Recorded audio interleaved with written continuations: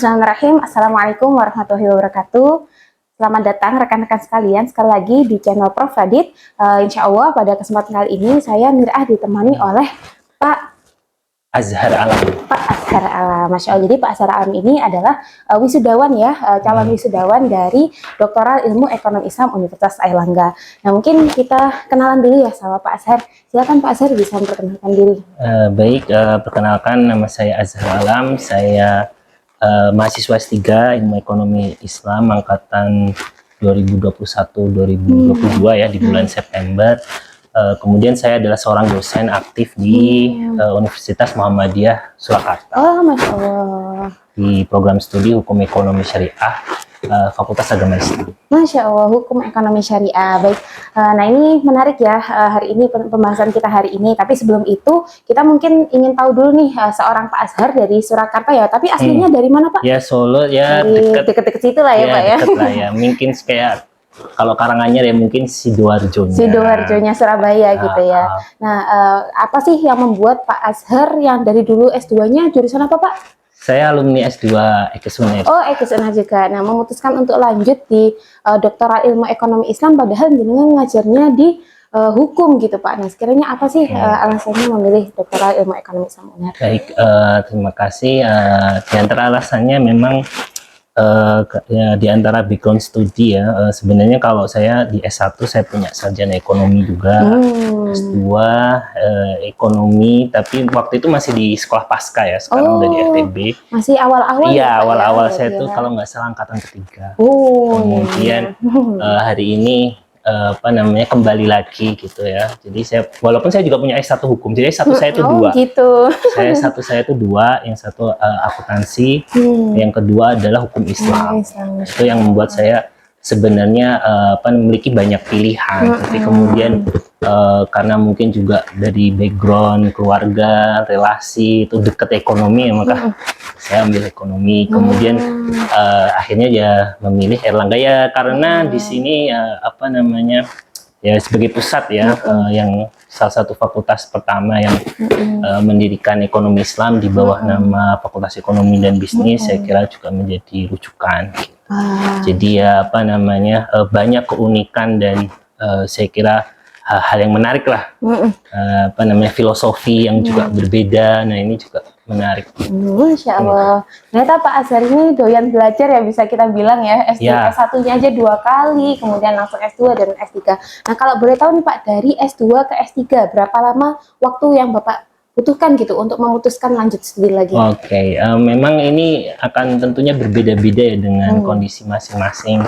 Tentunya sebagai dosen muda ketika kita sudah selesai S2, mungkin kita akan diterima di satu kampus dan kemudian sebenarnya kalau di kampus seperti kampus saya swasta misalnya sebenarnya cukup longgar ya, memberi kesempatan yang luas yang mudah untuk kuliah. Cuma permasalahannya adalah momentum.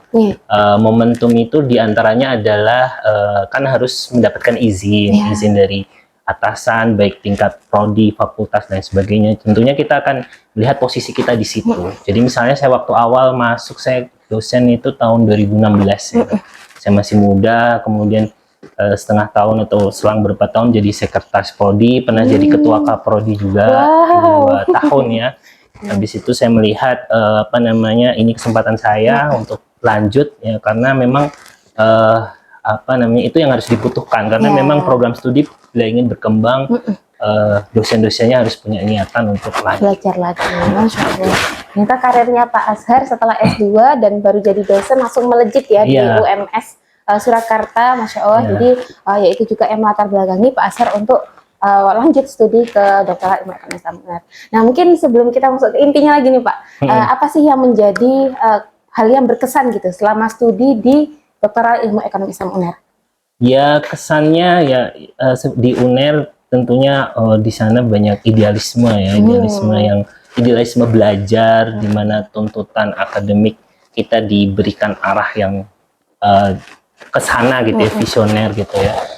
Memang ya kesannya memang ini bukan hal yang mudah gitu. Mungkin kalau melihat perjalanan saya atau bisa melakukan yang sedemikian itu capaiannya, ya bukan, ya saya tahu kadang-kadang orang ketika memulai proses, berjalan sebuah proses itu beda-beda lah ya. Tapi intinya tidak kalau saya nggak tahu beberapa temannya mungkin ada khususan, tapi memang cukup menantang ya. Yang penting kita tidak menyerah gitu ya, tidak menyerah. Challenge yang diberikan kita berusaha penuhi ya kan. Kadang kita tuh di challenge sesuatu yang kita tidak tahu ya, dan itu yang kadang painfulnya di situ. Jadi nggak tahu tapi harus dituntut tahu. Tapi step by step, learning by learning, dari kesalahan-kesalahan, berbesar hati menerima hasil dari kesalahan. Kalau misalnya termsnya atau kaitannya dengan publikasi rejection itu udah kenyang makanan kita sehari-hari. Ya gitu. Masya Allah ya, jadi tadi kita dapat satu motivasi gitu ya dari Pak Azhar, kalau ya memang dalam proses belajar itu pasti banyak lukanya gitu ya Pak, banyak jatuh bangunnya gitu, dan ya memang itu yang harus dihadapi untuk kita masuk ke kehidupan atau stage belajar berikutnya gitu. Oke, langsung aja nih teman-teman, kita akan masuk ke sesi yang paling inti nih. Jadi hadirnya Pak Azhar di tengah-tengah kita semuanya ini adalah untuk men-sharingkan gitu ya Pak ya, pengalaman beliau publikasi 10 jurnal Scopus selama studi S3. Masya Allah, ini pencapaian yang sangat luar biasa gitu ya, karena S3 kan pasti banyak tuntutan masih di kampus, kemudian juga kegiatan-kegiatan perkuliahan dan lain-lain, tapi beliau berhasil mempublikasikan 10 jurnal Scopus. Nah, mungkin untuk itu Pak, kami mohon diberikan tips dan trik, bahkan pengalaman aja gitu ya dari Pak Azhar yang berharga buat kami. Jadi memang itu satu keanugerah sendiri, dan itu juga salah satu kebahagiaan ya ketika kita masuk studi S3 fokus dengan. Jadi saya ketika masa studi S3 itu tidak banyak mengajar ya, hanya satu mata kuliah saja, dan saya cuma ngambil untuk membimbing skripsi yang cukup relate dengan kasus S3, karena kita harus banyak baca dan banyak meneliti. Kemudian di antara tips ini jadi pegangan saya bisa merumuskan ini tips dari saya misalnya catat. Jadi ada dua hal ini menurut saya menyederhanakan ya untuk kita bisa publikasi di international journal itu. Saya mengistilahkannya dua hal, yaitu yang pertama novelty dan yang kedua adalah complexity. Nah, jadi kalau misalnya kita punya dua unsur ini dalam artikel kita atau studi kita, complexity plus novelty, complexity, kita bisa ke Q1, Q2. Tembus mana aja? Ya. Kemudian kalau misalnya pun kita tidak memiliki complexity, karena complexity itu banyak problematiknya. Kadang kita sebagai dosen kesibukan, entah karena jangkauan data, akses data, kemudian biaya penelitian yang bisa menjadi mahal. Kadang-kadang kita nggak punya unsur itu. Tapi kalaupun lepas unsur itu, minimal kita punya novelty. Kalau kita punya novelty, itu bisa masuk Q4, Q3, dan beruntungnya mungkin bisa saja Q1, asal stay. Jadi stay with novelty gitu. Complexity is not must, jadi nggak harus. Tapi kalau bisa, why not gitu kan. Jadi bahkan complexity pun juga kita bisa takar gitu ya. Jadi misalnya ya kalau minta data luar dari bukan hanya satu Indonesia saja, misalnya luar negeri, tambah satu negara, itu kan sudah menambah sedikit complexity ya. Tapi itu sudah menaikkan daya tawar artikel kita. Nah, diantaranya itu. Jadi, tapi overall stay with novelty. Bahkan sederhana, simple. Publikasi saya very simple. Tidak serumit kolega-kolega UNER yang cukup ekonometrik dan sebagainya. Bagi saya ya itu yang kadang diantaranya pengalaman. Ada dosen yang mengajarkan dulu pernah ikut workshop di biometrik, Prof. Aidi Ahmi, dia yang sangat mengajarkan saya pentingnya arti novelty ya, sehingga sebenarnya kalau kita bisa hit novelty, sebenarnya chance-nya besar. Tapi kalau tanpa novelty, nah ini kadang nggak ada novelty tapi terlalu kompleks, ini malah repot. Jadi sering terjadi, jadi fokusnya adalah kompleksitinya, fokusnya adalah metode yang rumit, data yang jangkauan, tapi nggak kena novelty-nya, ini malah lebih sulit. Ketika novelty meskipun tidak kompleks, itu beberapa editor misalnya ketika melihat artikel ini, oh dia kayaknya menyuarakan sesuatu yang memang benar-benar baru dan dibutuhkan sehingga diterima. Tapi kadang-kadang ketika unsur kompleks saja, nah ini kadang-kadang belum cukup, terutama di editor-editor yang menguasai gitu ya. Tapi complexity juga penting untuk kita pelajari gitu ya. Ah, itu aja nih. Wah, jadi tadi Pak Azhar menyebutkan ada dua ya, novelty tingkat kebaruan ya Pak Ya, ya. itu paling Complexity utama. itu tingkat keruwetan ya. Nah, itu kalau bisa dan bisa Kalau kita bisa, takar gitu ya. dan Complexity kita takar sendiri, kita sesuaikan dengan kemampuan, sumber daya yang kita miliki, akses yang kita dapatkan, sehingga itu yang bisa menambahkan daya dorong artikel kita diterima di jurnal. Semakin menarik ya di mata editor kalau semakin kompleks, tapi kompleks pun nggak cukup gitu Nggak ya cukup, Pak ya. yang lebih Mungkin utama novelty. gitu. Yang lebih utama novelty. Ya, nah tadi ada statement menarik Pak, kalau ternyata Bapak pernah dapat motivasi tentang novelty. Nah, mungkin bisa sedikit dibagikan ke teman-teman sebenarnya gimana sih dorongan untuk mencari novelty itu? Oke, jadi novelty sebenarnya kalau mau digambarkan, saya kadang ketika ngajarkan teman-teman atau bahkan murid saya, bimbingan saya, novelty sesimpelnya misalnya kita menulis suatu judul yang belum pernah dijudul di Google Scholar. Nah, tantangannya ya. Jadi kalau Anda atau kita misalnya mengusulkan judul kok di Google Scholar udah banyak. Kita harus reading. Kita harus coba pikir ulang. Sebenarnya juga novelty itu bisa kita tarik dari yang sudah ada gitu ya. Oh ya, kalau yang sudah ada begini, saya ingin bikin beda apa. Nah, itu sangat ya, Prof ID itu waktu itu saya bikin bibliometrik. Sebenarnya bibliometrik yang saya tulis tentang asuransi syariah itu sudah pernah ada yang nulis. Dan Prof ID bilang kita harus benar-benar membuat ini beda. Dan itu butuh effort yang besar banget. Jadi kita masukkan item-item yang tidak ada di bibliometrik sebelumnya. Nah, terus kita tawarkan meskipun halnya sama, tapi kan kita sudah upgrade. Nah, ini yang penting, itulah novelty gitu ya. Misalnya, oh sudah ada penelitian tentang ini, dia berapa sih? Oh, satu sumber source data, misalnya Scopus saja. Oh, saya akan datang dengan artikel dengan sumber data source yang lebih banyak, misalnya Scopus and Web of Science, dan sebagainya. Dan itu yang kita tawarkan. Jadi, itu diantaranya artikel kita itu mulai nilai tambah. Nah, saya juga ada value added dari artikel kita dibandingkan studi-studi sebelumnya, dan itu yang kita tawarkan. Dan kemudian hingga akhirnya dan sebenarnya novelty itu sebenarnya ada garisnya dengan research gap ya. Beberapa itu ada yang dia itu kayak puzzle yang berdampingan. Ketika kita menemukan novelty, harusnya tetap bisa menjelaskan research gap. Masya Allah, siap-siap. Nah, itu pengetahuan yang lebih mendalam gitu ya tentang novelty yang dibagikan dari Prof ID ya? Ya, diantaranya saya berdasarkan pengalaman ya. Artinya itu yang saya anggap sebagai juga sebenarnya beliau nggak menjelaskan detailnya itu novelty, tapi itu yang diarahkan gitu. Kamu ketika bikin hal yang sudah agak lama, apa yang bisa kamu tambahkan beda, sehingga banyak item yang kita tambahkan yang membuat itu lebih komprehensif, lebih detail, kompleks tadi jadi lebih kompleks. Jadi ada kayak yang mungkin tidak banyak di teman-teman yang pakai bibliometrik misalnya. Jadi kayak ada literatur yang sedikit sejarah literatur lah misalnya. Jadi bukan kalau visual post viewer itu udah banyak, tapi dia tolong kamu bisa bikin ini, dan itu kadang nggak ada softwarenya, nggak ada ini, kita harus creatively bikin itu. Oke, siap.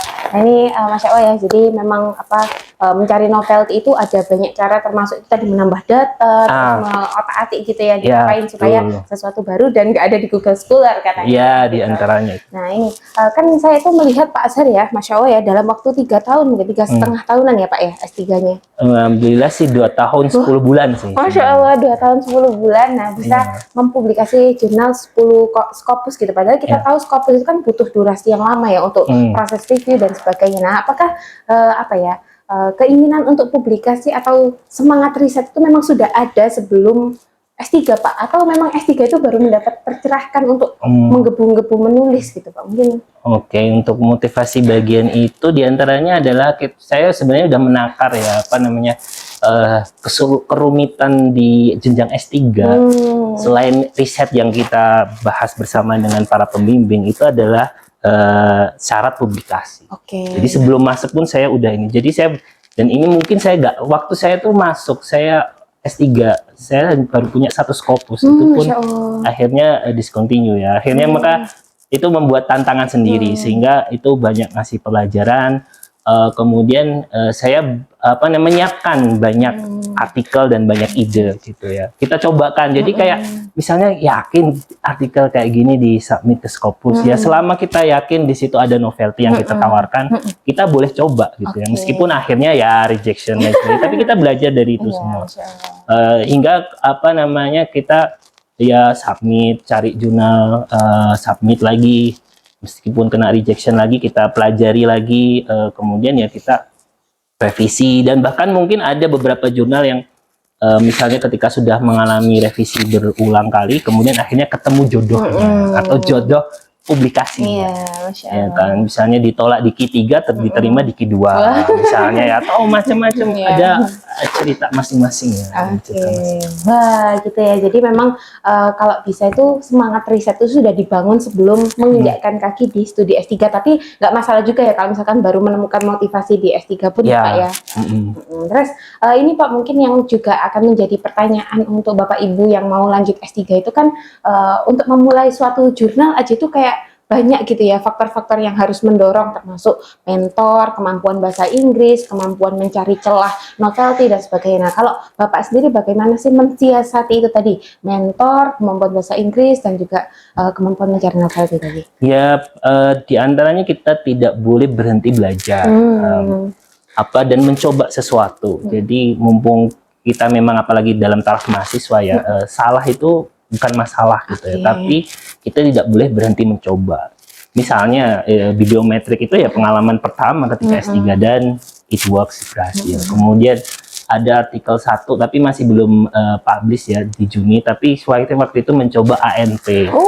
Dan it berhasil juga. Artinya kita mencoba, men-challenge. Ya tentunya semangat kita ya berkolaborasi dengan rekan-rekan, bahkan mungkin mahasiswa juga. Jadi kita benar-benar men-challenge bersama gitu ya. Tentunya kita supervisi, kita dampingi, hingga akhirnya kita bisa menyelesaikan project itu. Dan new method misalnya, new method, new approach. Dan saya sering ikut beberapa pelatihan-pelatihan gratis, atau bahkan pun kalaupun berbayar nggak masalah, asal invest ya Pak. Iya, itu adalah mungkin ketika berbayar kita lebih serius itu ngikutinnya gitu ya. Ya nggak masalah, asal kita bertanggung jawab dengan apa yang kita ikuti gitu ya. Tapi kita mencoba, keliru nggak masalah, tapi intinya kita membuka baru, dan banyak sekali sebenarnya metode-metode yang bisa diekspor lebih ya. Kita praktekkan, kita coba sampaikan, dan ya dan metode sebenarnya nggak harus ini sih, lagi-lagi novelty ya, novelty lebih utama.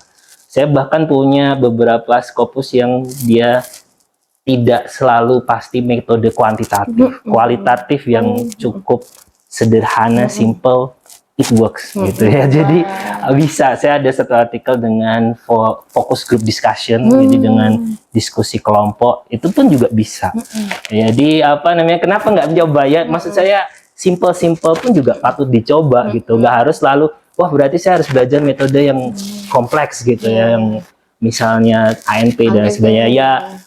Ya boleh saja, tetap itu diperjuangkan. Tapi metode-metode simple itu juga jangan di underestimate gitu ya. Itu juga bisa, asal dia bisa menawarkan novelty, menemukan jurnal yang tepat, itu bisa publish juga. Nah, ya itu tadi ya, karena memang setiap jurnal itu punya jodohnya masing-masing gitu ya betul, Pak ya. Betul. Nah ini jadi satu insight lagi, misalnya jadi skill untuk mencari jurnal ini cukup menentukan, karena ada orang yang fokusnya bikin artikel, tapi ternyata dia tidak bisa menemukan jurnal yang tepat. Jadi bahkan kadang-kadang teman saya bilang, atau mungkin diantaranya saya bisa simpulkan tuh, proporsi ketepatan kita memilih jurnal tuh untuk kesuksesannya itu bisa 40-50%. Wow, sumbangsihnya segitu. Iya, jadi dan saya juga sering gitu, ketemu ini salah. Misalnya saya yang punya satu artikel di Sage Open itu, saya masukkan awalnya ke JIMA. Ke JIMA menolak karena itu waktu itu Q2 karena merasa unsur marketingnya kurang. Kemudian habis itu saya submit ke Sage Open, justru diterima. Nah, ya kan. Jadi itu pengalaman juga, dan ya kadang-kadang istilahnya itu kayak kepentok dulu, tapi nggak apa, makanya kita udah terbiasa dengan itu ya. Jadi coba-coba dan sebagainya, dan justru kita merasa tertantang untuk saya masih belum berhasil di sana, apa yang bisa kita lakukan untuk improve.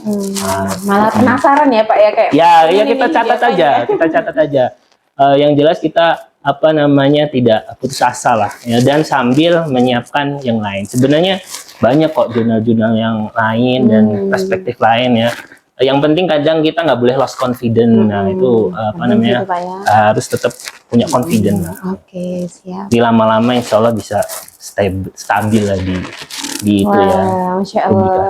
Ya itu tadi ya. Terus kemudian terkait kemampuan bahasa Inggris Pak, kan kadang itu orang tuh nggak pede ya dengan kemampuan bahasa Inggris. Aku nulis jurnal tapi aku nggak gitu. Nah kalau Pak Azhar sendiri bagaimana cara mensiasatinya? Oke, bahasa Inggris sebenarnya untuk apalagi zaman sekarang nggak lagi masalah ya sebenarnya ya.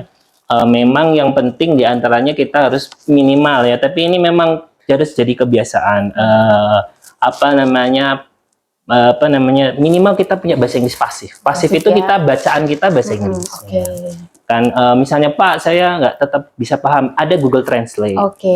Itu yang bisa menjelaskan. Tapi minimal kita harus jadi yang pasif. Karena untuk menemukan ide-ide itu untuk kelas misalnya jurnal internasional bereputasi itu kita memang sumber bacaannya itu harus digeser. Jadi Google Scholar itu kalau saya hanya untuk memastikan ini novelty, tapi untuk menemukan ide ranah itu kita nggak pakai database itu, kita pakai database Scopus ya, dan itu ya disupport. Alhamdulillah di kampus saya berlangganan. Kemudian awalnya bahkan saya pernah sampai beli loh, sampai beli itu ya ada pihak lah yang nawarkan akun Scopus gitu ya. Waktu itu beli 3 tahun, tapi ternyata kampus saya 2 tahun sudah langganan. Jadi waktu itu saya minta kembali uangnya, akhirnya nggak bisa karena udah harus. Tapi semenjak itu jadi 1 tahun pertama waktu S3 itu, dan kampus saya belum langganan. Tapi dari bacaan-bacaan gitu kan. Jadi ketika nambahkan literatur tuh kita nggak lagi Google Scholar. Ini cari kita Scopus gitu. Sehingga kemudian mindset mulai berubah, cara pandang kita berubah. Ya nggak akhirnya ya ketemulah judul-judul yang seperti itu. Ini saya jadi agak tertampar ya Pak, ternyata memang Scopus bagi sebagian orang itu anugerah ya Pak ya, bisa mengakses database. Iya, itu sangat anugerah. Itu harus, bahkan kalau penting, kalau perlu ya sudah banyak jasa-jasa pelayanan ya. Waktu itu tuh ada yang menawarkan sekitar misalnya 6 juta per tahun, 7 sampai 8 juta per tahun. Tapi impact-nya besar banget. Meskipun saya waktu itu jadi nggak sia-sia, tapi insentif publikasi yang saya terima itu udah jauh lebih besar. udah tertutup gitu. Udah tertutup. Tapi yang penting kan mindset, kemudian cara baca gitu ya, kita bisa dapatkan dari itu. Jadi kita kadang ketika misalnya cari literatur tentang apa, kita Scopus, masuk akun kita, search ke engine, kita kemudian klik download, yang terdownload free access, open access kan terdownload semua, masukin, terus kita coba baca-baca. Wah, Masya Allah. Jadi intinya bacaan berkualitas itu mengantarkan ke yang berkualitas juga gitu ya Pak ya. Jadi memang harus menggeser kemampuan baca kita, terutama teman-teman nih, teman-teman saya ya, sepantaran saya yang mungkin masih agak ngeri gitu ya kalau disuruh baca Scopus, kisah tuh top tier gitu kayak.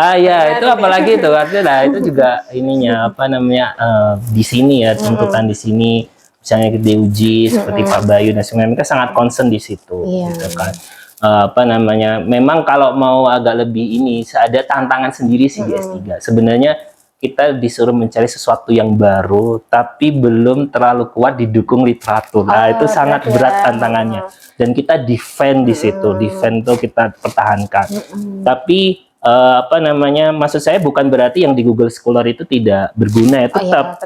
Terutama untuk hal yang baru. Misalnya contoh gini, sesuatu yang baru, misalnya di literatur Scopus belum ada, ya kan? Literatur Scopus dia Scopus mungkin tersirat lah, tersirat tapi nggak jelas banget. Yang mungkin agak jelas di Google Scholar, ya nggak apa-apa, kita tetap pakai kan.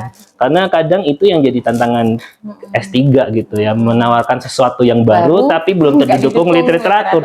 Dan kadang-kadang kebaruan kita dipertanyakan, literaturnya dipertanyakan. Nah, itu tantangan bagaimana kita mempertahankan ya. Tapi selama kita punya keyakinan, punya landasan, dan kita punya proof ya, atau landasan stance untuk itu, kita bisa. Wah, Masya Allah ya. Jadi memang beda ya skalanya S3 dan bawah-bawahnya ini, karena memang harus menciptakan sesuatu yang baru gitu ya Pak ya. Itu very Creating challenging. something gitu. Kalau misalkan yang lainnya mungkin mengkaji, menambahkan bau-bau itu masih boleh. Kalau ini harus discovery. Iya, itu yang membuat saya kira di antara teman-teman juga mengalami ini ya, apa namanya, masa jeda ya. Tapi memang ya salah satu caranya gimana ya, harus banyak baca dan literatur review. Literatur review itu sangat penting, dan saya juga ada juga artikel-artikel saya yang literatur review ya. Bahkan judul saya itu sebenarnya terinspirasi dari literatur review. Literatur review itu apa? Kita mengumpulkan satu topik, kemudian kita kaji bersama, kita coba petakan kira-kira mana yang bisa kita apa namanya, gaungkan gitu ya. Macam-macam. Jadi literatur review itu salah satu cara menemukan novelty tadi. Kalau kita sering melakukan literatur review, kita punya banyak ide novelty. Dan literatur review itu sebenarnya nggak selalu hard ya. Kalau yang sistematik literatur review itu basisnya full text. Kalau mau agak lebih ringan, bibliometrik. Bibliometrik itu literatur review cukup ringan karena helikopter review, tapi itu juga cukup sangat membantu ya, sangat membantu menentukan novelty. Nah itu ya sebenarnya ya, itu makanya Prof ID itu sangat berkesan dan sangat membantu saya ya ketika melihat helikopter review itu ya. Jadi kita bisa standpoint minimal di area ini masih sedikit dipelajari, ini belum dipelajari, belum pernah distudikan sama sekali. Nah, itu kalimat sakti seperti itu yang dicari editor sebenarnya. Masya Allah. Baik. Nah, itu tadi ya teman-teman, kita sudah belajar banyak banget dari Pak Azhar ya, dari segi apa tadi, mulai dari keputusan studi, kemudian semangat studi, sampai gimana tipsnya publikasi. Nah, mungkin terakhir Pak, adakah kalimat apa ya, motivasi atau ajakan gitu buat teman-teman untuk semangat riset seperti yang dilakukan oleh Pak Azhar? Iya, apa namanya, memang di antaranya kita sebenarnya riset itu adalah, saya pengen kita juga menikmati gitu ya. Jadi riset itu adalah sebuah karya, apalagi kalau kita di sosial itu sebenarnya masuk ke hard and humanities ya. Jadi sesuatu yang, jadi sebenarnya saya juga ingin ngajak, kalau kita bikin riset tuh kita se-enjoy kita bikin film sebenarnya ya. Membuat karya sendiri. Iya, betul banget. Kenapa? Karena kadang-kadang begini rekan-rekan, jadi sudut pandang editor tuh macam-macam. Jadi kadang-kadang kan kita terlalu paku misalnya dikomentari seseorang atau salah satu misalnya kolega atau dosen misalnya menganggap ini kurang bagus, tapi ternyata ketika kita cari sudut-sudut yang lain, ternyata ada yang bilang ini bagus gitu kan. Film kan seperti itu juga. Objektif. Tapi kita punya semangat apa namanya, bahwasanya yang kita produserin atau misalnya kita bikin film itu, kita punya nilai yang kita tawarkan. Nah itu ya, jadi saya dan hampir semua artikel dan bahkan mungkin studi yang saya kerjakan sama mahasiswa itu pasti ada unsur itu. Jadi kita itu ketika ngerjakan tuh ada soulnya, ada soulnya. Jadi bukan sekedar oh saya selesai skripsi, enggak. Kita ada nilai-nilai yang kita tanamkan, ya ada pride-nya. Dan itu memang tantangan. Akhirnya memang beberapa kendala ada, wah literaturnya masih sedikit nih, karena memang novelty itu kadang tidak terdukung sepenuhnya. Jadi itu yang membuat kita proud nantinya, artinya sumbangsih kita tuh besar, kita punya ide, kita punya gagasan, niat baik, dan insya Allah selama itu niat baik itu, nah ini ya, selama itu niat baik, insya Allah ketemu takdir baiknya. Masya Allah, amin, amin ya rabbal alamin. Nah ini sebuah apa ya, penutup yang pungkas gitu ya, karena kita diibaratkan meriset itu seperti sutradara film gitu ya. Kita punya genrenya masing-masing, kita punya target audiensnya masing-masing, dan kita punya value diri kita masing-masing yang ingin kita sampaikan gitu ya Pak. Ya. Jadi selama value-nya jelas, genrenya jelas, dan kita punya target audiens yang jelas ya, kita bisa menjalankan itu dengan enjoy, penuh soul tadi ya disebutkan, karena riset sosial itu heart and humanities art and humanities, jadi seni dan kemanusiaan. Sehingga kadang itu yang membuat apa namanya, ketika orang baca ataupun membaca pun ngerasa oh ini kayak ada bedanya, ada yang unsur seni-seninya seni gitu ya. yang dia menyorakan sesuatu yang selama ini mungkin masih sedikit digaungkan, mungkin saat ini masih banyak diremehkan, belum banyak yang terdukung, tapi dia proof-proofnya, bukti-bukti awalnya dia sampaikan dengan baik, pasti akan cukup diterima. Ya, penting niat baik, apalagi kita ekonomi Islam diantaranya kan dakwah ya. Jadi kadang saya juga sebenarnya nggak pernah membuat batasan ini harus ke Q berapa. Saya kadang teragak ya itu nanti. Nulis dulu Iya, aja. nanti kita stand with novelty. Kemudian stand with niat baik tadi. Masya Allah. Tapi ya terkadang kan kemudian takdir baiknya ada. Oh, takdir baiknya diterima Scopus. Jadi apa namanya sih, itu hampir mirip dengan teman-teman di Jepang. Saya ada di pelatihan, dia bilang Jepang juga sangat fokus di situ. Jadi mereka melakukan riset tuh fokus pada proses. Publikasi itu bagian dari hasil sebenarnya ya. Dari hasil. Tapi kadang kan orang suka hasilnya tapi prosesnya enggak. Ini kita stay apa namanya proses, hingga ketika proses baik itu kemungkinan besar juga akan mengantarkan pada takdir yang baik. Ya niat baik mengantarkan takdir. Masya Allah, ini sebuah apa ya, sharing yang juga penuh insight dan juga apa namanya tambahan value gitu ya di diri kita sebagai seorang researcher dan juga Bapak Ibu yang mau lanjut studi di S3. Ternyata memang ya semangat riset itu harus dibangun sejak sebelum mulai studi gitu, karena kita tahu studi S3 itu dengan kompleksitasnya sendiri gitu. Jadi niat baik untuk berdakwah melalui riset itu harus sudah ditanamkan dalam diri kita.